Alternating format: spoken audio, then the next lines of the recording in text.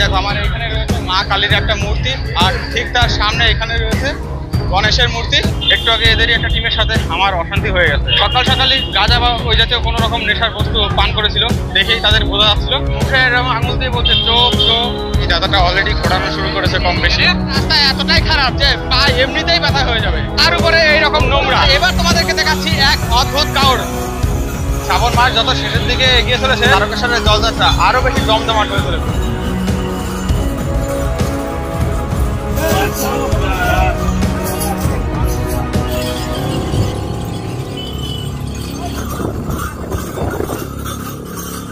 বন্ধুরা, আজ শ্রাবণের তৃতীয় রবিবার, রাত পোহালে রয়েছে তৃতীয় সোমবার।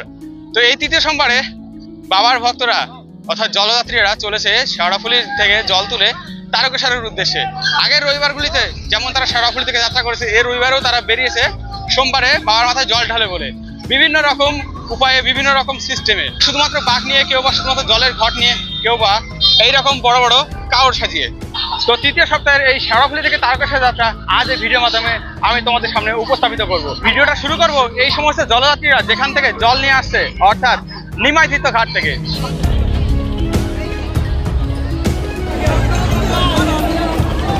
তো বরাবরের মতোই আজকের ভিডিও শুরু করছি নিমাই তীর্থ ঘাট থেকে। এখন সময় বাজে 11টা 12, আর এখন এই মুহূর্তে ঘাটের পরিস্থিতি হাজারো হাজারো লোক শেওড়াফুলি ঘাটে জল তুলতে এসছে। কেউ বা শুধুমাত্র ঘট নিয়ে চলেছে, কেউ নিয়ে চলেছে বাঘ সাথে ঘট, কেউ বা বড় বাঘ, কেউ ছোট বাঘ, কেউ নানা রকম সাজে বাঘ সাজিয়ে নিয়ে চলেছে তারকেশ্বরের উদ্দেশ্যে। এই তৃতীয় সোমবার আমারও জল তুলতে আসার কথা ছিল, তবে কিছু সমস্যা এবং সামনে একটা বিরাট বড় চমক রয়েছে, তার জন্য আমি এই যাত্রা এবারের মতো স্থগিত রেখেছি। এই দেখো আমার সামনে রয়েছে কত বড় একটা বাঘ, আর এই বাঘে কিন্তু এই বাচ্চা শিশুটিকে নিয়ে যাবে, পুরোপুরিভাবে সাজিয়ে রেখেছে। তৃতীয় সোমবারের দিনেও নিমাই তীর্থ ঘাট থেকে জলযাত্রীদের তারকেশ্বরের উদ্দেশ্যে জল নিয়ে যাওয়ার দৃশ্য আমি তোমাদেরকে অবশ্যই দেখাবো। সকাল সকালই সেজন্য নিমাই তীর্থ ঘাটে চলে এসেছি। দেখো সব কত বড় বড় বাঘ সাজিয়ে প্রত্যেকে রেডি হচ্ছে এখান থেকে তারকেশ্বরের উদ্দেশ্যে রওনা করার জন্য। আর এখন যেহেতু সময় সবে 11টা 19 বাজে, বেলা যত বাড়বে এই ভিড়টা কিন্তু ধীরে ধীরে আরো বাড়তে থাকবে। সেজন্য কিন্তু এই স্থান বর্তমানে এখন ফাঁকা ফাঁকা লাগবে। চলে এসেছি নিমাই তীর্থ ঘাট থেকে, ধরে নিয়েছি তারকেশ্বর যাওয়ার রাস্তা। আর আজকের জন্য রাস্তার পরিস্থিতি কিছুটা এইরকম এই মুহূর্তের জন্য। আর ঘাট থেকে জলযাত্রীরা জল নিয়ে মেন রাস্তা ধরে চলেছে তারকেশ্বরের উদ্দেশ্যে, তবে আমি একটু শর্টকাট করে নিলাম। বৌদ্ধবাটি পৌরসভার ভেতর দিয়ে চলেছি, এর সামনেই চলে এসেছে মেন রাস্তা, ঠিক ওই পজিশনে রয়েছে। আর এখানেই কিন্তু বৌদ্ধবাটি রেল গেটে রয়েছে। এই হচ্ছে রেল গেট।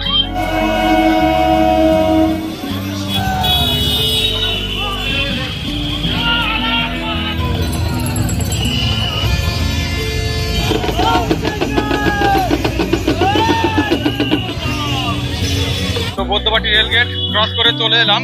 এই দেখো এখানে বিক্রি হচ্ছে নেশার জিনিস, গাঁজা, কলকে, এই সমস্ত জিনিস।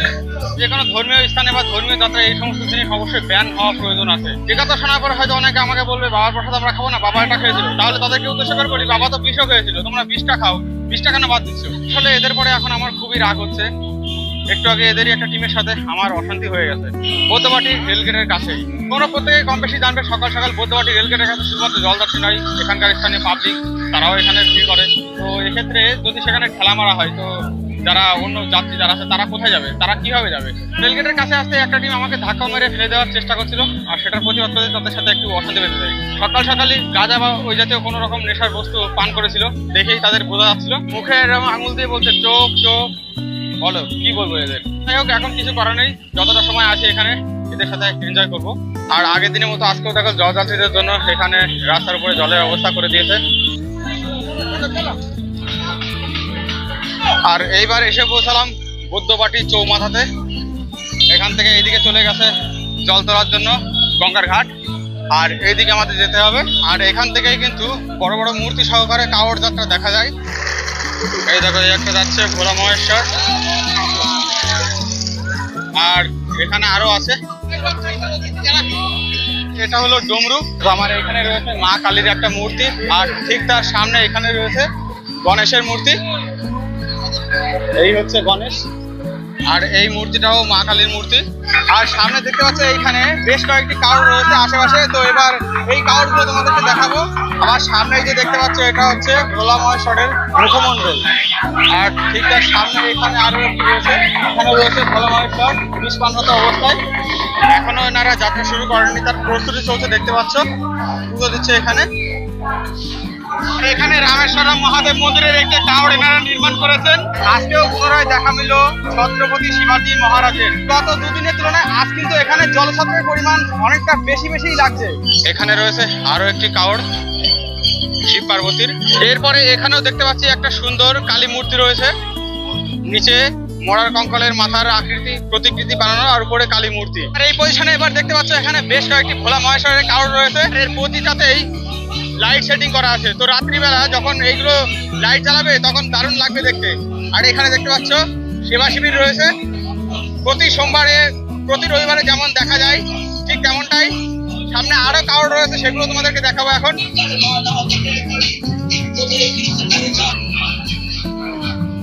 এখানে দেখতে পাচ্ছি আরো একটা কালীর মূর্তি রয়েছে।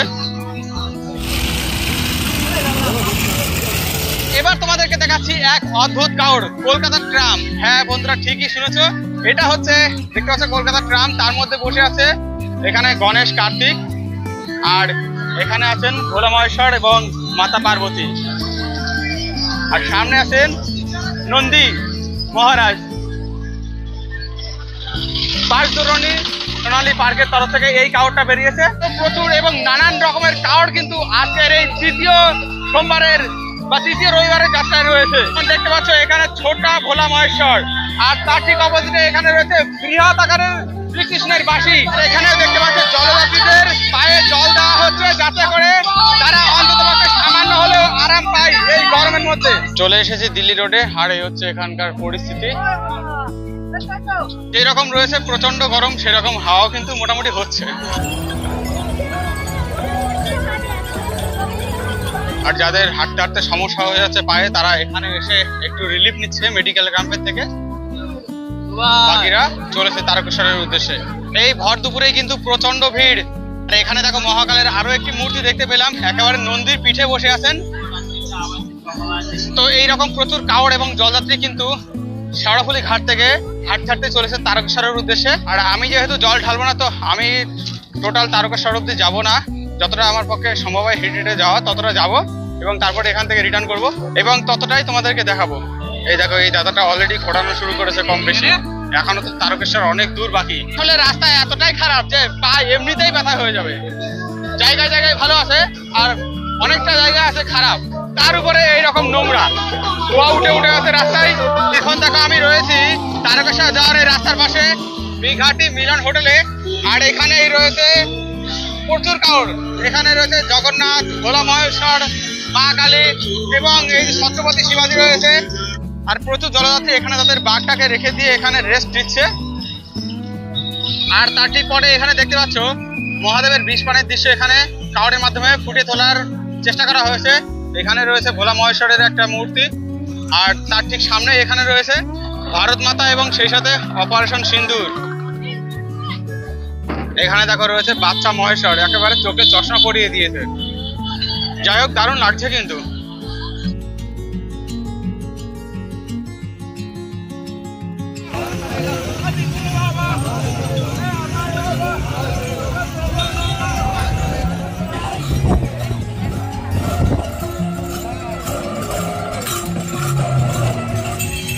তো পেছনে আমরা ক্রস করে এলাম বেশ সুন্দর নরসিংহর ট্যাবলো। আর এটা হচ্ছে মা কালী।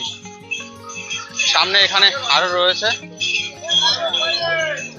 এটা হচ্ছে কেদারনাথের মন্দিরের একটা ট্যাবলো, এটাও মা কালী। আমার পিছনে এখানে রয়েছে মহাকাল, আর এখানে মা কালী। আর এখানেও দেখা রয়েছে তারা মা। মানে শ্রাবণ মাস যত শেষের দিকে এগিয়ে চলেছে, তত এই তারকেশ্বর যাত্রা, তারকেশ্বরের জলযাত্রা আরো বেশি জমজমাট হয়ে চলেছে। এখানে দেখা রয়েছে ভোলা মহেশ্বর।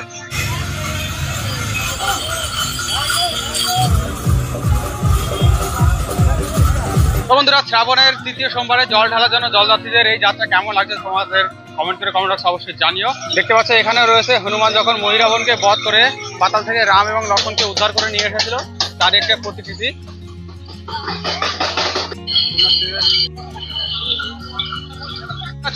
এই পদযাত্রা চলতেই থাকবে এই জলযাত্রা আগামীকাল পর্যন্ত। মিলতে থাকবে সেই সাথে প্রচুর বড় বড় কাউর। তবে আমার যাত্রা আমি এখানে শেষ করব, অ্যাকচুয়ালি পদযাত্রা। বাকিটা তোমাদেরকে দেখাবো কামারকুণ্ডু ব্রিজের উপরে গিয়ে।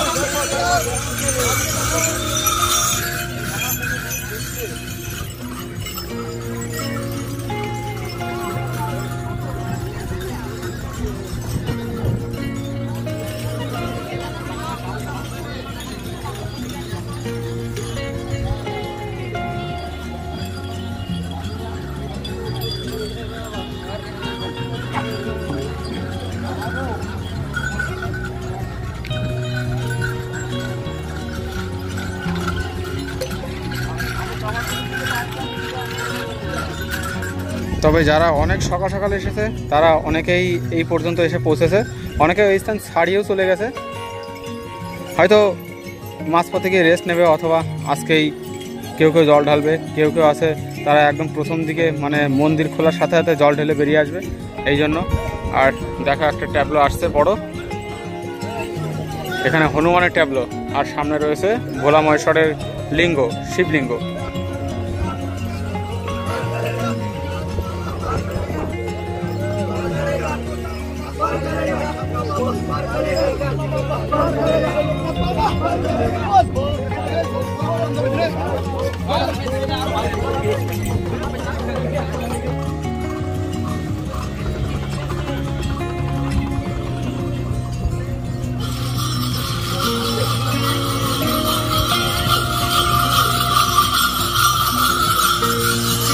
ওই যে আরো একটা ট্যাবলো আসছে একেবারে পুরো ভোলা মহেশ্বরের মূর্তি নিয়ে।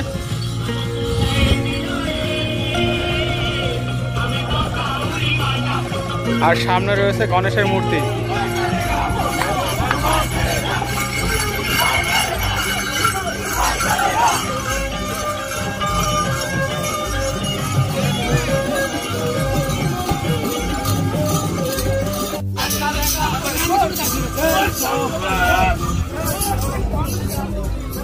আর এবার একেবারে স্বয়ং মহাকাল।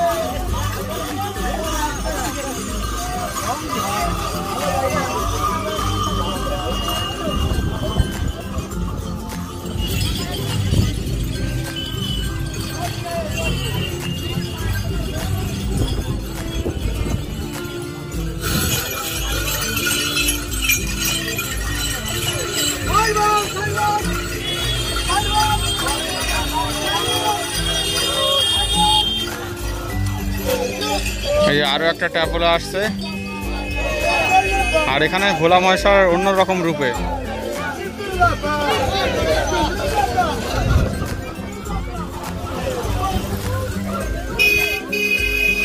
কত মানুষ যাচ্ছে এই ট্যাবলোর সাথে।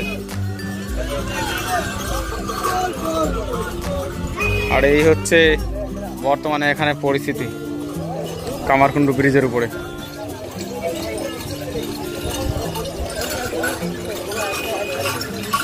এই যে আরো একটা ট্যাবলো আসছে।